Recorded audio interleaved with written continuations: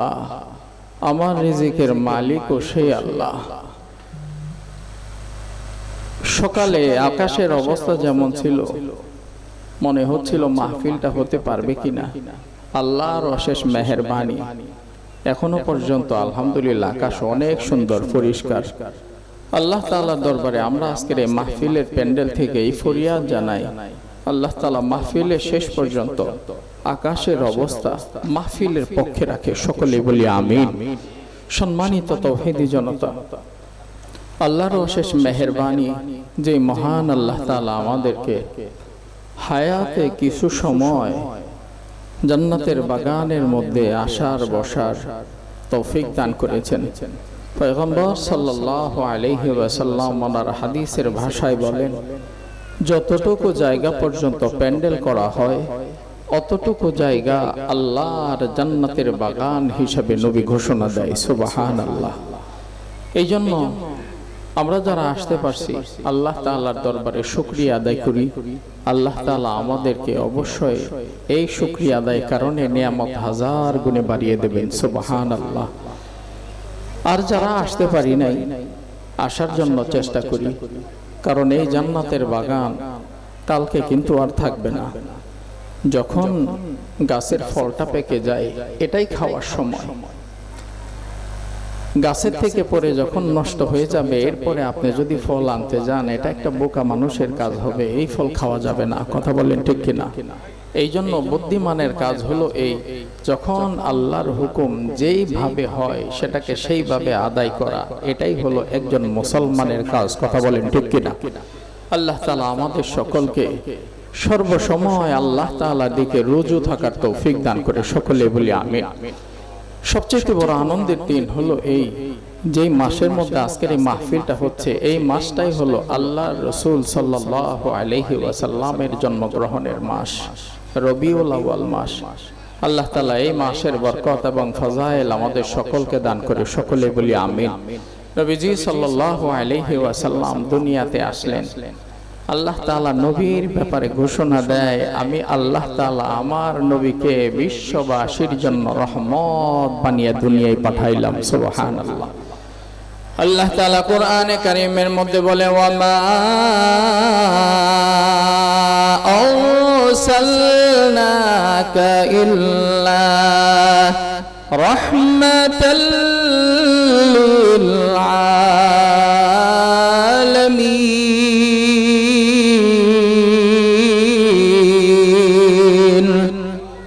আল্লাহ তাআলা বলেন, আমি আমার নবীকে দুনিয়ার মানুষের জন্য রহমত বানিয়ে পাঠাইলাম। নবীজি সাল্লাল্লাহু আলাইহি ওয়াসাল্লাম যখন দুনিয়ার জমিনে আসলেন, চতুষ্পদ প্রাণীর মধ্যে আনন্দের বন্যা শুরু হয়ে যায়। একজন পাখি আরেকজনকে ডেকে বলে, গো বড় আনন্দের দিন, আমাদের জন্য আজকের দিনটা বড় আনন্দের দিন। বলো কেন আনন্দের দিন? বলে আজকের দিনে রহমাতুল লিল আলামিন নবী মুহাম্মদুর রাসূলুল্লাহ দুনিয়াতে এসেছে। আল্লাহর রাসূল সাল্লাল্লাহু আলাইহি ওয়াসাল্লাম দুনিয়াতে আসলেন। নবীজি সাল্লাল্লাহু আলাইহি ওয়াসাল্লাম দুনিয়াতে আসার পরে সর্বপ্রথম নবী শুনতে হইল, আমার আব্বা জান আব্দুল্লাহ দুনিয়াতে নাই, এতিম হইয়া দুনিয়াতে আসলাম। এতিম হওয়ার কারণে সকলের দিলের মধ্যে নবীর প্রতি বড় বেশি মায়া দয়া গো। নবীর দাদা আবু তালেব দৌড়াইয়া গেছে, বৌমা দরজাটা খুলে দাও, আমি আমার নাতিকে একটু কোলে নিতে চাই, একটু আমার নাতিকে দেখতে চাই। আমার সন্তান আব্দুল্লাহ যদি আজকে দুনিয়াতে জীবিত থাকতো গো, আমার সন্তানকে তো ফিরাইতে পারতা না। দাদা হইয়া সন্তানের পক্ষ থেকে নিজের নাতিকে একটু কোলে নিতে চায়, আমেনা তাড়াতাড়ি আমার কোলে দিয়া দাও। আল্লাহ নবীজি সাল্লাল্লাহু আলাইহি ওয়াসাল্লামকে হযরত আমেনা যখন দাদার কোলে দিয়ে দিলেন, নবীজি সাল্লাল্লাহু আলাইহি ওয়াসাল্লাম নিজের নাতিটারে কোলে লইয়া কপালে চুমু খাইয়া আল্লাহর ঘর বাইতুল্লাহর সামনে দাঁড়ায়া যায়, আরব জাতিকে ডেকে ডেকে বলে, ও আরব জাতিরা সকলে তোমরা কাবার প্রান্তরে জমা হইয়া যাও। লম্বা সময় পর্যন্ত কাবার জমিনে বৃষ্টি হয় না। আমার বিশ্বাস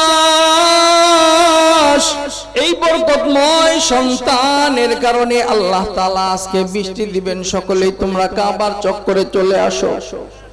সকলে যখন চলে আসলো, আব্দুল মুত্তালিব আল্লাহর নবী সাল্লাল্লাহু আলাইহি ওয়াসাল্লামকে একটু উঁচু করে ধরলেন এবং বললেন, ও মালিক, ও কাবার মালিক আল্লাহ, এই বরকতময় সন্তানের ওসিলায় দুর্ভিক্ষ দূরে সরাইয়া দিয়া আসমান থেকে রহমতের বৃষ্টি ঝাড়াধারি করে দাও। ইতিহাস সাক্ষী দেয় আব্দুল মুত্তালিব জবান থেকে বলতে দেরি হয়, মুহূর্তের মধ্যে আকাশটা মেঘ দিয়ে জমা হইয়া যায়। প্রত্যেকটা মানুষ নিজের বাড়ির দিকে দৌড়ানো শুরু করে দেয়। আব্দুল মুত্তালিব বলে, বাড়িতে আসতে আসতে না আসতে আসমান থেকে মুষলধারে রহমতের বৃষ্টি বর্ষণ শুরু হইয়া যায়। আল্লাহ তাআলা বলেন, এ হলো রহমতের নবী, বরকতের নবী। নবীর ওসিলায় যদি দুনিয়ার জমিনের কোন মানুষ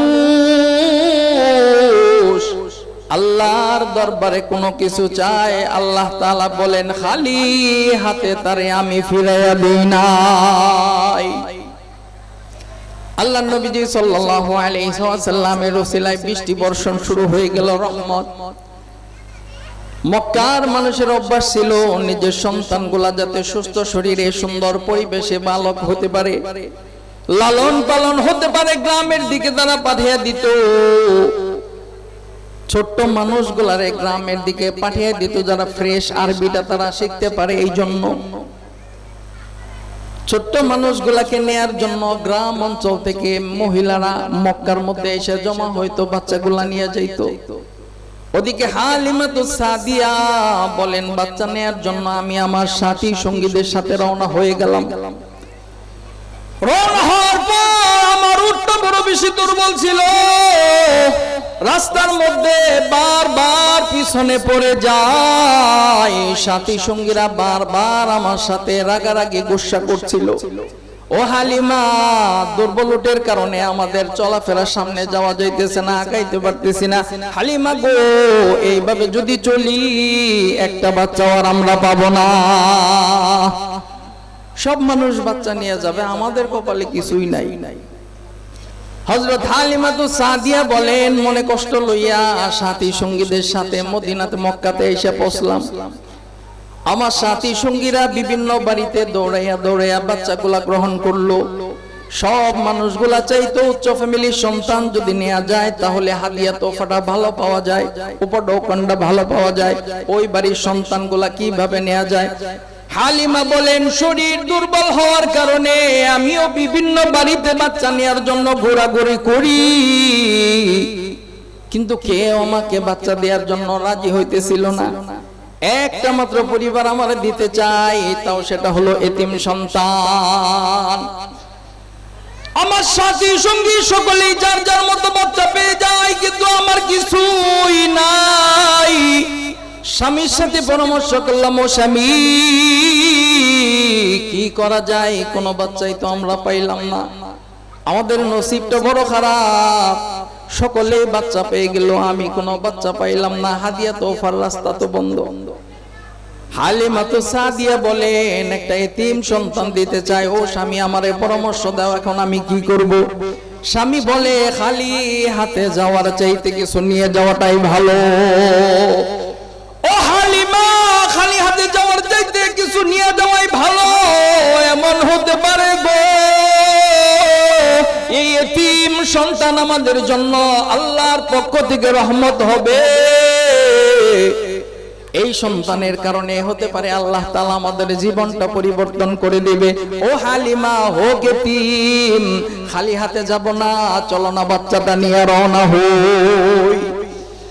হালিমাতুস সাদিয়া বলেন, আম্মা জান হযরত আমিনার কাছ থেকে শিশু মোহাম্মদকে যখন বুঝে আমি নিলাম, নবী মুহাম্মদুর রাসূলুল্লাহর চেহারার দিকে তাকানোর সাথে সাথে আমার দিলের মধ্যে কেমন যেন একটা মায়া জমা হয়ে গেল। বারবার সন্তানটা চেহারা আমার চোখের মধ্যে ভাসতেছে, খালি হাতে যাইতে পারতেছি না। হালিমাতুস সাদিয়া বলে, সন্তানটারে বুকে লইলাম, বুকের মধ্যে জড়িয়ে ধরলাম। আল্লাহর কি কুদরতি খেলা গো, আমার দুর্বল শরীরের মধ্যে মনে হইল পরিপূর্ণ শক্তি চলে এসেছে। হালিমাতুস সাদিয়া বলেন, আমি আমার স্বামীর কাছে চলে আসলাম। আমার শরীর দুর্বল হওয়ার কারণে স্তনের মধ্যে দুধ একেবারে কম ছিল। আমার নিজের বাচ্চা আব্দুল্লাহটাই ভালো করে খাবার পাইতো না। শিশু মোহাম্মদকে আনার পরে আল্লাহর কসম করে বলি, শরীরের মধ্যে সচলতা, শরীরের মধ্যে শক্তি এবং কুওয়াত থাকার কারণে আমার স্তনের মধ্যেও আল্লাহ পরিপূর্ণ দুধে পূর্ণ করে দিলেন। হালিমাতুস সাদিয়া রাদিয়াল্লাহু তাআলা আনহা বলেন, যখন আমার নবীকে নিয়ে আমরা রওনা হইলাম, আরেকটা কুদরতি খেলা শুরু হয়ে গেল। সব সাথীগুলা বলতেছে, ও হালিমা, এইবার যদি পিছনে পড়ে যাও তাইলে কিন্তু আর তোমার জন্য আমরা ওয়েট করব না, অপেক্ষা করব না, আমরা কিন্তু সামনে চলে যাব, বাড়িতে অনেক কাজ আছে। হালিমাতুস সাদিয়া বলেন, আল্লাহর রহমতে চলুন, দেখা যাক কি হয়। হালিমাতুস সাদিয়া বলেন, আমার উপরে আল্লাহর রহমত এই পরিমাণে বর্ষণ হইল, আমার দুর্বল ওটা এত শক্তিশালী হয়ে গেল গো, সাথী সঙ্গীদেরকে পিছনে ফালাইয়া বারবার ওটা শুধু সামনে চলে যায়। সমস্ত সাথী সঙ্গীরা বলাবলি শুরু করে, ও হালিমা, এটা তো তোমার সেই উট নাকি? আসার সময় যেই উটটা চলতেই পারে না, এখন তার শরীরের মধ্যে এত শক্তি কোথা থেকে আসলো? না উটটা পরিবর্তন করে অন্য কারোটা নিয়ে আসলা? হালিমা বলে, না না, যে উট ছিল আমার সেই উট। বলে, এত শক্তি কোত্থেকে আসলো? বলে, আসার সময় তো আমার সাথে মোহাম্মদ ছিল না, যাওয়ার সাথে আল্লাহর কুদরতি বান্দা, রহমতের দরজা নবী মুহাম্মদুর রাসূলুল্লাহ আমার সাথে রওনা হয়েছেন। এই জন্যই আল্লাহ তাআলা বলে, ওয়ামা আরসালনাকা ইল্লা রাহমাতাল লিল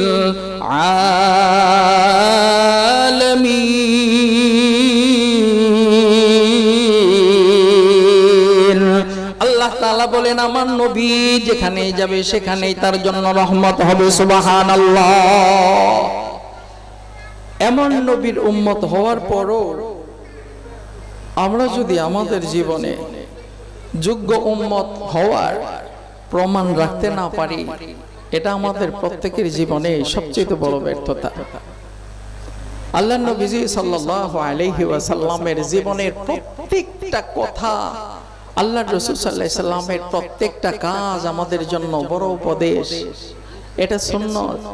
আল্লাহর নবীজি সাল্লাল্লাহু আলাইহি ওয়াসাল্লাম বলেন, যেই সুন্নতগুলা মানুষ ভুলে গেছে, আমল করে না, এমন একটা সুন্নতকে কোনো ব্যক্তি যদি নতুন ভাবে জিন্দা করে আমল শুরু করে দেয়, 100 শহীদের সওয়াব তাকে দান করা হবে। সুবহানাল্লাহ। নবীজি সাল্লাল্লাহু আলাইহি ওয়াসাল্লামকে হালিমা বাড়িতে নিয়ে গেলেন। নবীজি সাল্লাল্লাহু আলাইহি ওয়াসাল্লামের বরকত হালিমার বাড়িতে শুরু হয়ে গেল। হযরত হালিমাতুস সাদিয়া বলে, দেশে দুর্ভিক্ষ থাকার কারণে মাঠের মধ্যে ঘাস নাই, বকরিগুলা, ভেড়াগুলা, দুম্বাগুলা ঘাস খেতে পারে না, দুর্বল হয়ে গেছে, যার কারণে ওদের স্তনের ওলানের দুধগুলা শুকায় গেছে। আল্লাহর নবী আসার পরে আমার বাড়িতে এত পরিমাণে বরকত হলো, আমার প্রত্যেকটা দুম্বা, প্রত্যেকটা ছাগল, প্রত্যেকটা ভেড়া ময়দানে যাইতো খালি পেটে, আসতো ভরা পেটে, ওলানের মধ্যে পরিপূর্ণ দুধ থাকতো। সুবহানাল্লাহ। অন্য অন্য মানুষগুলা ডেকে বলে, ও রাখালেরা, তোমরা কোথায়? আমাদের বকরিগুলা চড়াও। হালিমা বকরিগুলা, উটগুলা, দুম্বাগুলা যেই মাঠের মধ্যে চড়াই, আমাদের ছাগলগুলা, দুম্বাগুলা, ভেড়াগুলা সেই মাঠের মধ্যেই চড়াইবা। ছাগল বলে, রাখালগুলা বলে একই মাঠের মধ্যেই তো চড়াই, কিন্তু হালিমার উটগুলা, হালিমার বকরিগুলা, দুম্বাগুলা কেমনে করে জানো খায়া খায়া পেট ভরে বাড়ির দিকে রওনা হয়, আর আমার গুলা না খায় বাড়ির দিকে রওনা হয়। হালিমাকে জিজ্ঞেস করা হয় কেমনে করে এই নিয়ামত, এই বরকত? বলে আমার বাড়িতে ইতিপূর্বে নবী মুহাম্মদুর রাসূলুল্লাহ ছিল না, বরকতময় সন্তানের কারণে আল্লাহ তাআলা আমার উপরে রহম করেছেন। এভাবে যখন আল্লাহর রাসূল সাল্লাল্লাহু আলাইহি ওয়াসাল্লাম আস্তে আস্তে বড় হন, আল্লাহু আকবার, নবীর জীবনের প্রত্যেকটা কাজ, নবীর জীবনের প্রত্যেকটা কথা আমাদের প্রত্যেকের জন্য সীমাহীন বড় নিয়ামত, যদি আমরা সেটা বুঝতাম। আল্লাহ নবীজি সাল্লাল্লাহু আলাইহি ওয়াসাল্লামের ছোট্ট একটা ঘটনা। আল্লাহ নবীজি সাল্লাল্লাহু আলাইহি ওয়াসাল্লামের দাদা আব্দুল মুত্তালিব এলাকার মধ্যে গণ্যমান্য ব্যক্তি ছিলেন, মাতবর মানুষ ছিলেন। প্রত্যেক মানুষ আব্দুল মুত্তালিবের কথা অনুযায়ী চলত। বিচার সালিশ প্রত্যেকটা জিনিসের ফয়সালা আব্দুল মুত্তালিবকে দিতে হতো। আজকে যেমন সকলেই চেয়ারের মধ্যে আপনারা বসে আছেন, এমন সকলেই যখন বসে আছে আব্দুল মুত্তালিবের জন্য যেই চেয়ারটা বাজেয়াপ্ত করা আছে, যেটা তার জন্য ঠিক করা আছে, আব্দুল মুত্তালিব ওই চেয়ারের দিকে আসার আগেই শিশু মুহাম্মদ সাল্লাল্লাহু আলাইহি ওয়াসাল্লাম হাঁটতে হাঁটতে হাঁটতে হাঁটতে দাদার আগে চেয়ারের মধ্যে বসে পড়ছে। সুবহানাল্লাহ। প্রত্যেকটা মানুষ অবাক হয়ে রয়েছে, আরে এখন কি মুহাম্মদরে নামিয়ে দিব না বসে রাখবো? নামিয়ে দিলে যদি দাদা বেজার হয় তাইলে তো সমস্যা, আবার বসে থাকলেও যদি কষ্ট পায় তাইলেও তো সমস্যা, কারণ নেতা মানুষ বসবে কোথায়? কথা বলেন ঠিক কিনা? আল্লাহ নবীজি সাল্লাল্লাহু আলাইহি ওয়াসাল্লামের দাদা চেয়ারের কাছে আসলেন, মুস্কি মুস্কি হাসলেন, চেয়ারে না বসে চেয়ারের নিচে বসে পড়লেন। সুবহানাল্লাহ।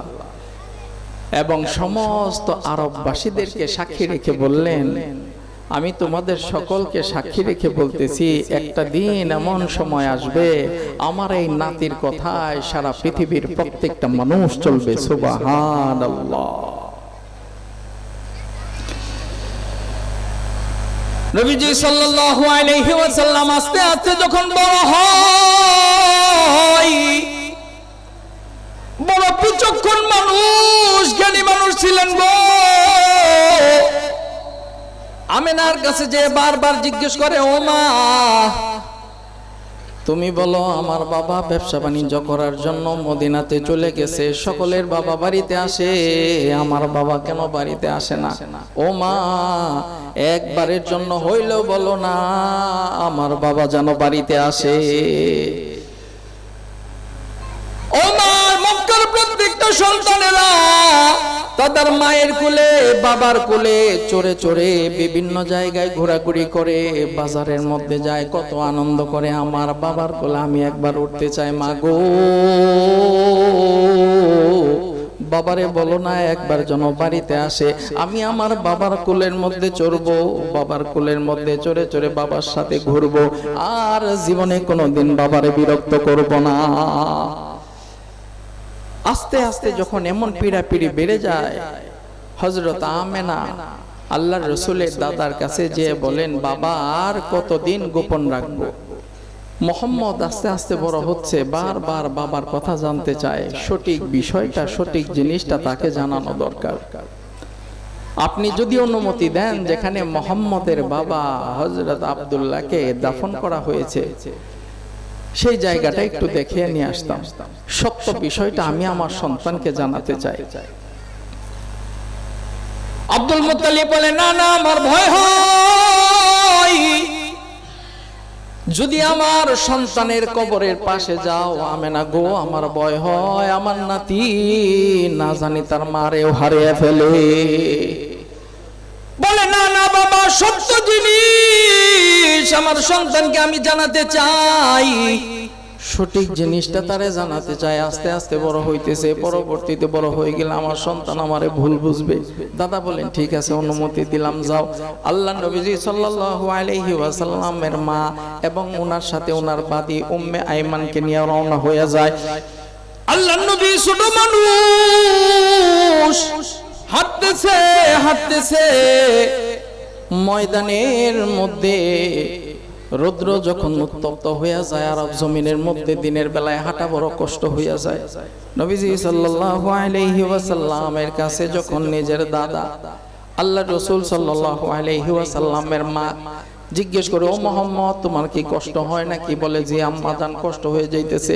নবী জিজ্ঞেস করে, মা গো আর কত দূর গেলে আমার বাবাকে আমি দেখতে পাবো?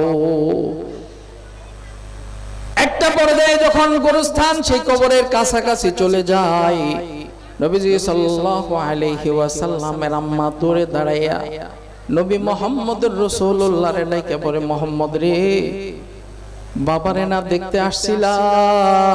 ওই যে দূরে উঁচু জায়গাটা দেখা যায়, ওই জায়গার মধ্যে তোমার বাবা ঘুমিয়ে আছে। আল্লাহ নবীজি ছোট্ট মানুষ, বুঝতে এক মুহূর্ত দেরি হয় না, আমার বাবা দুনিয়াতে নাই। কবরের উপরে গড়াইয়া গড়াইয়া নবী কান্দে, বাবা গো কেন এমন হইল? আমারে না দেখে কেন দুনিয়া থেকে বিদায় নিয়ে চলে গেলা? দুনিয়াতে আসলাম একবারের জন্য, তোমারে দেখতে পারলাম না। নবীজি সাল্লাল্লাহু আলাইহি ওয়াসাল্লামের আম্মা সহ্য করতে পারলেন না, মাথা ঘুরাইয়া চক্কর খেয়ে জমিনের মধ্যে পড়ে যায়। মাথার মধ্যে পানি দেওয়ার সঙ্গে সঙ্গে আল্লাহর নবীজির আম্মা দুনিয়ার থেকে বিদায় নেয়। উম্মে আইমানকে ডেকে বলে, আইমান রে, আমার এতিম সন্তানটারে তোমার হাতের মধ্যে আমানত দিয়ে গেলাম, ওর দাদার কাছে তুমি তারে পৌঁছাইয়া দিবা। এভাবে করে আল্লাহ রাসূল সাল্লাল্লাহু আলাইহি ওয়াসাল্লামের জীবন সামনে অগ্রসর হয়। আল্লাহ তাআলা যতটুকু কথা বলার সুযোগ দিয়েছে আমাদের সকলকে আমলের তৌফিক দান করেন। আজকের এই মাহফিলকে আল্লাহ কবুল করেন। দারুল আরমান ইসলামী ইনস্টিটিউট আল্লাহ তাআলা ছাত্র ছাত্রী দ্বারা এই প্রতিষ্ঠানকে ভরপুর